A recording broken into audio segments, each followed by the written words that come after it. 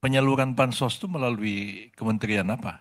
Nah ini yang jadi persoalan. Saya harus katakan, Mensos Risma tak dilibatkan dalam pembahasan bansos.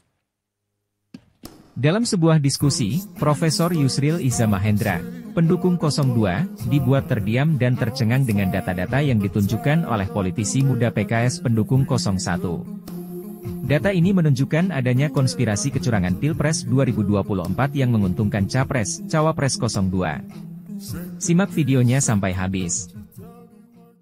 Madu, salah satu obat paling mujarab, insya Allah. Sedia madu ternak dan madu hutan. Dihasilkan oleh lebah dari nektar bunga asli, bukan dari gula yang dimakan lebah. Proses higienis, kemasan praktis dan elegan. Garansi 1 juta rupiah jika terbukti madu kami tidak asli. Terbaik, madu kelanceng, dari lebah spesial. Hubungi. Pasca pemilu ini, kita melihat bahwa lawan 01 dan 03 itu bukan 02, tapi adalah negara.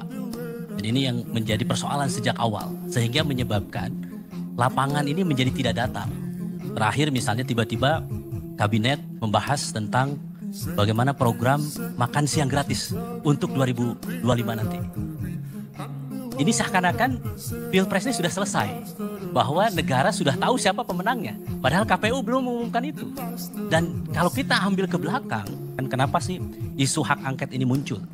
Sebelum KPU memutuskan, maka ada 3 hal. Yang pertama adalah sejak awal, kenapa saya katakan bahwa lapangan menjadi tidak datar sehingga ada miring, sehingga kalau lapangan itu miring, kami ini yang di 01 untuk bisa menggolkan itu lebih berat.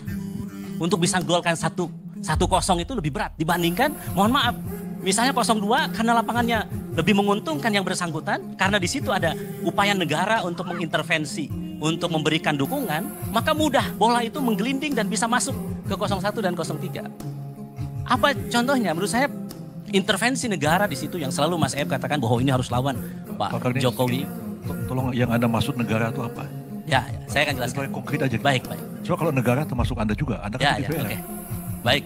Jadi saya harus katakan bahwa ini ada intervensi dari kepala negara, kepala pemerintahan kita.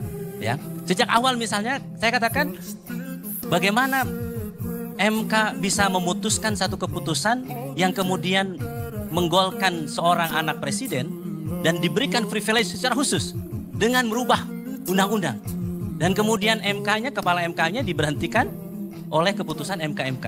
Dan setelah itu diperkuat oleh DKPP. DKPP mengatakan bahwa pelanggaran terhadap KPU. Bisa dibayangkan, untuk satu orang ini saja, MK-nya melakukan pelanggaran, ketua MK-nya, kemudian KPU-nya, ketua dan anggotanya, melakukan pelanggaran etik. Jadi saya katakan intervensi ini terlalu terang benderang. Karena bukan orang sembarangan yang menjadi calon ini. Maka saya katakan sejak awal, pertama adalah bagaimana politisasi hukum. Ketika kita melawan kepala negara, kepala pemerintahan, maka tidak hanya itu saja. Maka saya katakan, coba kita lihat bagaimana suara itu didapatkan. Kita entah siapa yang menang, tetapi kita melihat bansos yang sangat luar biasa menjelang pemilu. Saya akan jawab. Ada yang mengatakan bahwa ini adalah El Nino. Saya pelajari ini El Nino. El Nino itu kalau dibandingkan dengan 2023, 2024 saat ini, maka harus saya katakan lebih panjang, lebih panas kondisinya ketika 2015 lalu. El Nino itu. Tapi saya harus katakan Bang Maman bahwa bansosnya tidak sebesar saat ini. Jadi saya terlalu mengatakan bahwa ini normal atau tidak. Ketika mohon maaf teman-teman 02, negara selalu mengatakan ini karena El Nino dan sebagainya. Maka saya membandingkan data, saya tanya teman di BMKG, saya tanya teman di Badan Anggaran, apakah ini wajar atau tidak? Terakhir ini mendapatkan satu data yang menarik, yaitu survei LSI tanggal 19 sampai 21 Februari. 69% penerima bansos mencoblos Prabowo Gibran. Nyaris 70%. Jadi Kenapa saya kira? Kenapa saya kira? Kantong biru bansos Jakarta itu warnanya biru.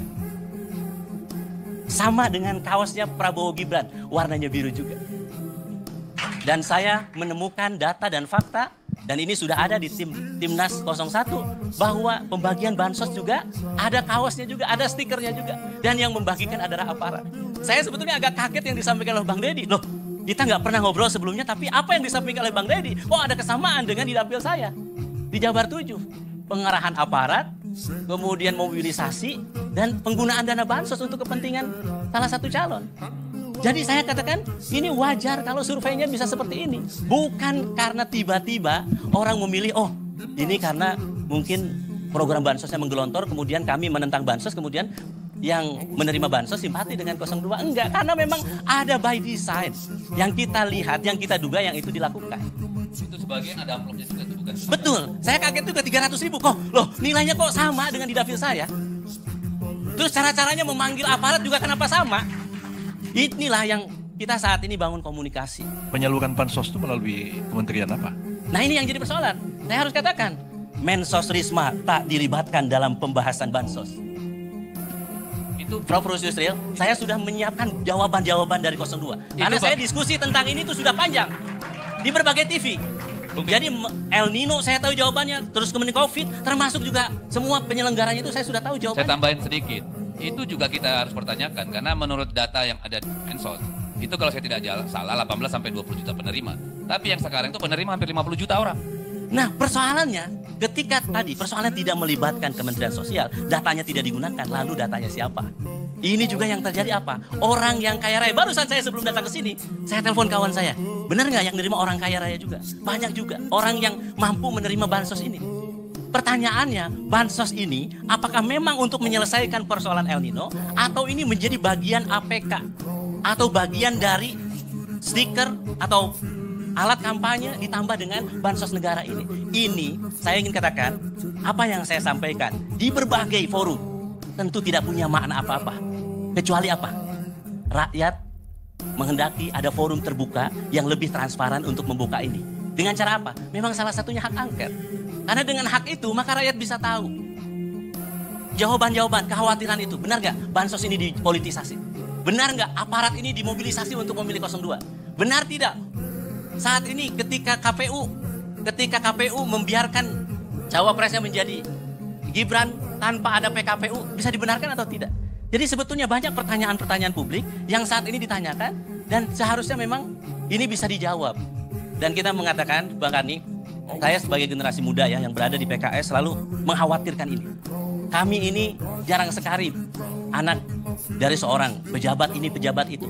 Kami ini proses kaderisasinya berjenjang dari bawah. Tidak ada anak pejabat dan sebagainya. Sehingga ketika melihat fenomena ini, kami khawatir virus nepotisme yang digunakan ini menjalar dari pusat sampai ke bawah. Sehingga yang kita harapkan adalah ayo kita buka. Supaya apa? Pemilunya kredibel. Pilpresnya nanti presiden kita bukan presiden dengan dasar kecurangan, tetapi presiden yang betul-betul menang karena memang tidak menggunakan cara-cara yang curang.